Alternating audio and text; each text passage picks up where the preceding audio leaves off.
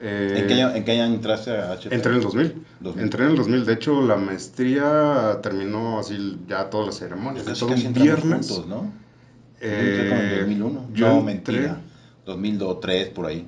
Ya ni me acuerdo. sí, no, Pero en el no 2000 me acuerdo. entraste. Yo entré en el Sí. 2000 y entré algo así como una semana después de haber terminado el IPADE, porque pues ya los recursos se habían acabado, evidentemente, todos Ya. los ahorros y todo, ya estaban, todo estaba en números rojos, entonces había que empezar a amortizar.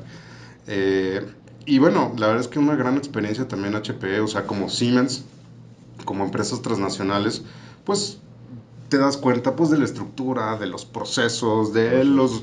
los modelos de negocio, cómo se interrelacionan entre sí los diferentes productos, las sinergias que hay entre las diferentes estructuras y áreas Ujú. que hay. Entonces la verdad es que aprendí mucho en ¿En qué área ese. entraste en HP? Yo entré en un área relacionada con logística, Ok. en una parte que es planeación de la demanda. Me encargaba de la planeación de la demanda de consumibles de cartuchos de impresión para Ah, Latinoamérica. ya.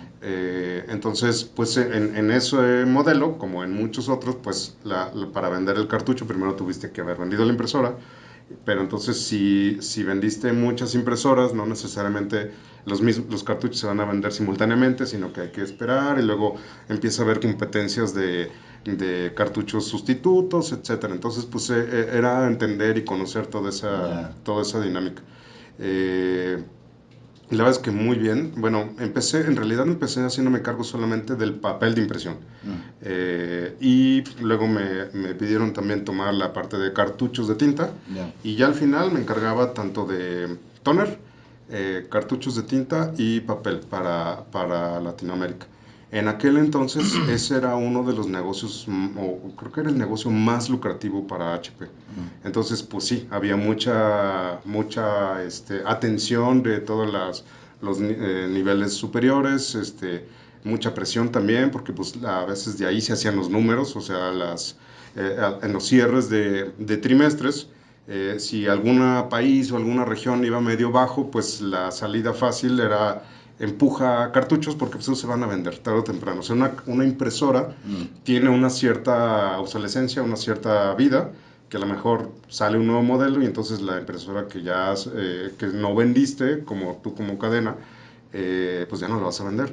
Pero el cartucho sí. El cartucho sí. Exactamente. Claro. Entonces, había una dinámica pues interesante de negocio. Y viajaste mucho me imagino, por América Latina. Fuiste mucho a Brasil. Me tocó ir a, sí, Brasil, Argentina, más que a Latinoamérica me tocó ir muchísimo a Estados Unidos y Europa, Mm, porque pues allá se empacan y se fabrican y se decide como la estrategia global de la cadena de suministro. ujú. Entonces, a pesar de que yo era ingeniero o soy ingeniero electromecánico, pues nunca me he dedicado realmente a eso. Cuando empecé en HP, pues estos temas de logística, de cadena de suministro, de planeación, y pues en eso me metí, me especialicé. Wow. Eh, eso hice en HP hasta el 2008. En el 2008 8 años. estuve 8 años en HP. Ajá. Eh, en el 2008 fue un año muy particular porque, bueno, en paralelo, pues yo tenía también un poco esta idea de, bueno, vamos a poner un negocio y vamos a ver qué podemos hacer y todo eso. Entonces, en aquel entonces apenas empezaba como el comercio electrónico y empezar a voltear a ver como diferentes mercados y todo esto. Entonces, mi papá trabajó en Kodak, como te platicaba, después él se independizó y tuvo una pequeña distribuidora de insumos para la industria de artes gráficas, Ok. tintas, papeles y cosas de este tipo. La verdad es que era una comercializadora muy pequeña, se enfocaba más en la región como de Michoacán, Colima y todo esto. Pero pues ahí conocí también un poco esos insumos. Entonces era lo que estaba más a la mano. Digamos en términos de poder hacer un negocio que no fueran así impresoras gigantes o algo así, pero que yo conocía o que había manera como de empezar.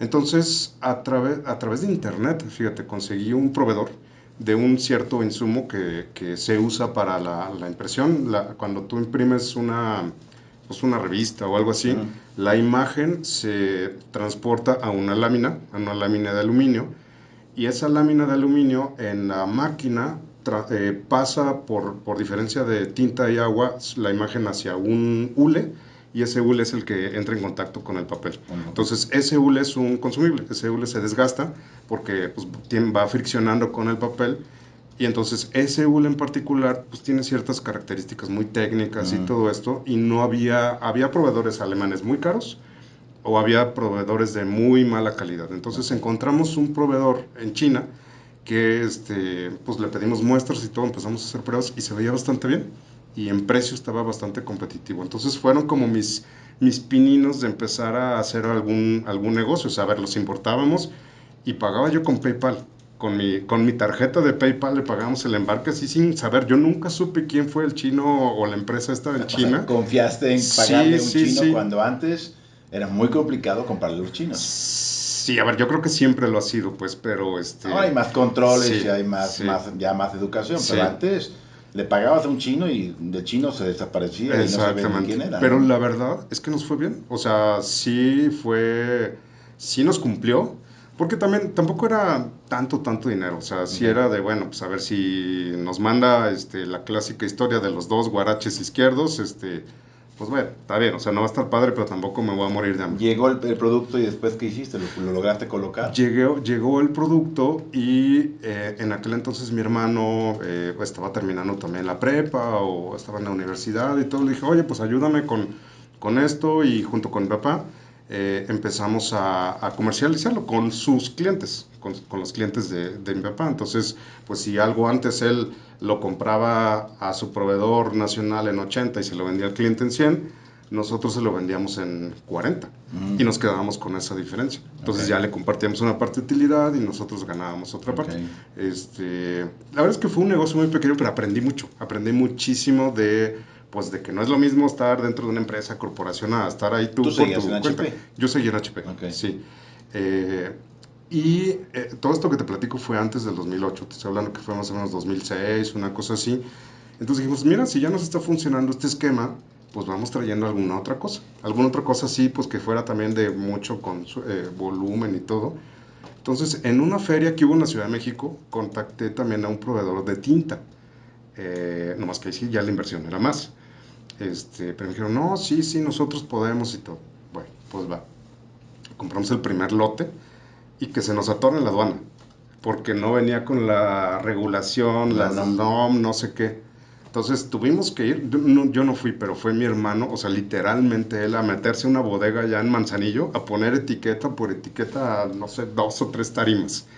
Y luego conseguir un transporte para que lo trajera acá a Guadalajara y todo, pero ya le entendimos también cómo hacerlo, pues. Entonces, ya no había, o sea, no tenía un margen tan grande como esta otra, como el hule que te comento, pero de cualquier manera tenía buen margen. Y en aquel entonces tampoco había tantas marcas, o sea, esta marca sí hubiera, y eventualmente funcionó bien en el mercado. Entonces, bueno, llega el 2008, en el 2008, finales del 2007 hicimos esta primera compra de tinta,